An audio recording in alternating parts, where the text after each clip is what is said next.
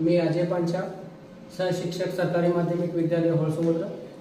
आज आपण SSLC board परीक्षेमध्ये 4 मार्कासाठी येणारा आलेख पाहणार आहोत। हा आलेख रेषीय समीकरणाच्या जोडीमध्ये असतो।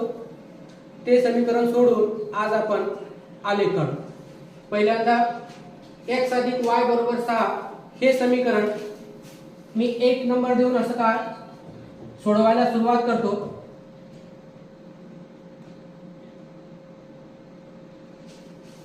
y हे जे पद आहे अधिक आहे का वजा बघायचं आहे। अधिक असेल तर जशास तसं तिथंच लिहायचं आहे, आणखी पलीकडचे पद देखील जसं तसं लिहायचं आहे। हे जे y च्या पुढील असलेले जे x पद असते ते पद का करायचं आहे, ह्या बरोबर चिन्हाच्या पलीकडे गेल्यानंतर हे अधिक असेल तर वजा, आणखी वजा असेल तर अधिक होत असते। तर हे अधिक आहे म्हणून तर त्या बरोबर चिन्हाच्या पलीकडे गेल्यानंतर वजा x मिळत आहे, म्हणून y बरोबर 6 वजा x हे आपल्याला y ची किंमत मिळालेली आहे। आता आपण x आणि y साठी तक्ता काढून घेऊ। त्यानंतर या समीकरणामध्ये x ची किंमत ठेवून y ची किंमत मिळवू। पहिल्यांदा समीकरण लिहितो y बरोबर 6 वजा x, यामध्ये x ची किंमत मी ठेवतो x बरोबर 3।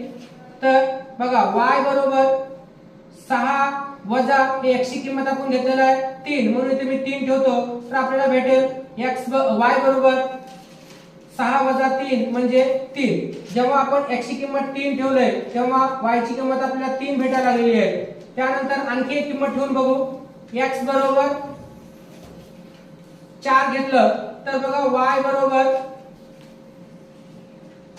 6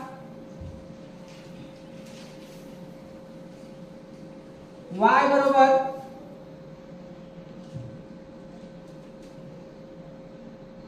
आपल्याला मिळेल 2। जेव्हा आपण x ची किंमत 4 ठेवली तेव्हा y ची किंमत 2 मिळत आहे।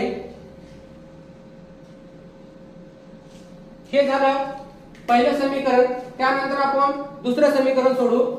त्याला नाव देऊ आपण 2 नंबर समीकरण।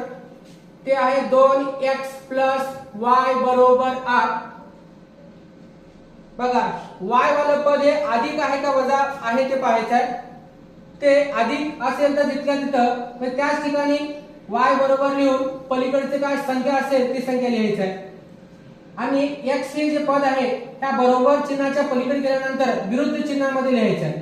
हे अधिक 2x आहे म्हणून मी इथे लिहितो वजा 2x। तेव्हा y बरोबर 8 वजा 2x असं आपल्याला समीकरण मिळालेलं आहे। त्यानंतर आपण तक्ता काढू।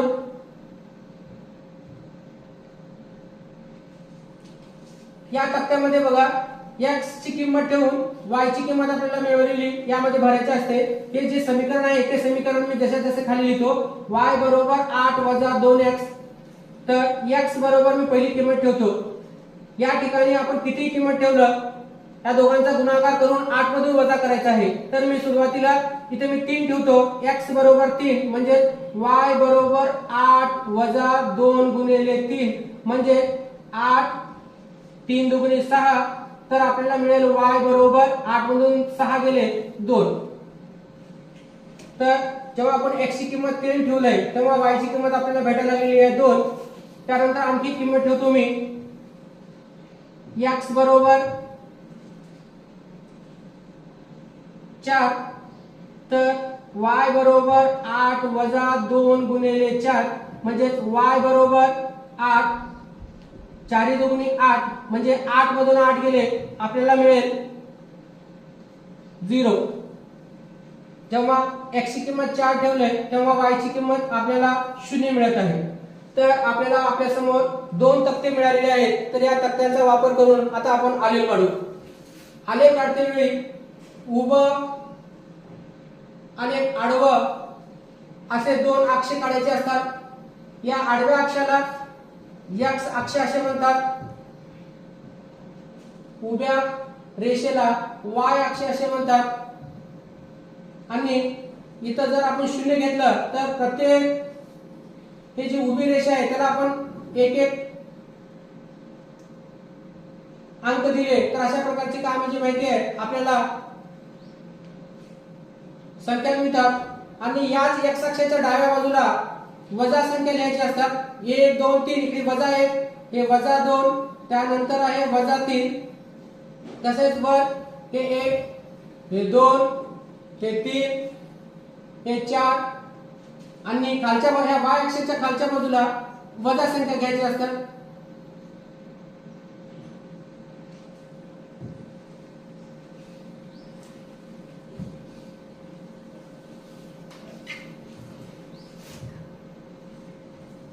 वजा 2 वजा 3. आता पहिला तर आता आपल्या पुढे 2 तक्ते मिळालेले आहेत. या तक्ता आपण या दोन्ही अक्षाच्या आतमध्ये ठेवून टाकू. पहिल्यांदा बघा, x ची किंमत 3 आहे, y ची किंमत 3 आहे. या किमती मी घेतो. x अक्षावरची x किंमत 3 येत आहे, y अधिक 3 असल्यामुळे मी वर जातो आणि की आपण 3,3 चा हा सनिर्देशित बिंदू मिळवलेला आहे. त्यानंतर x ची किंमत 4 आहे, y ची किंमत 2 आहे. x ची किंमत 4, y ची किंमत 2 आहे. 2 हे अधिक आहे का वजा बघायचं. वजा असेल तर खाली जायचं आहे, अधिक असेल तर वर जायचं आहे. तर मी x ची किंमत 4 पासून वर जातो, आपल्याला मिळेल 4,2. त्यानंतर हे दोन बिंदू ठेवल्यानंतर या आपण जे सनिर्देशित बिंदू मिळवले या बिंदूला आपण साधण्यासाठी काय एक सरळ रेषा काढून घ्यायची आहे. त्यानंतर हे आपण या तक्त्यापासून मिळवलेली रेषा आहे. त्यानंतर या दुसऱ्या तक्त्यापासून आपण दुसरी रेषा मिळवू.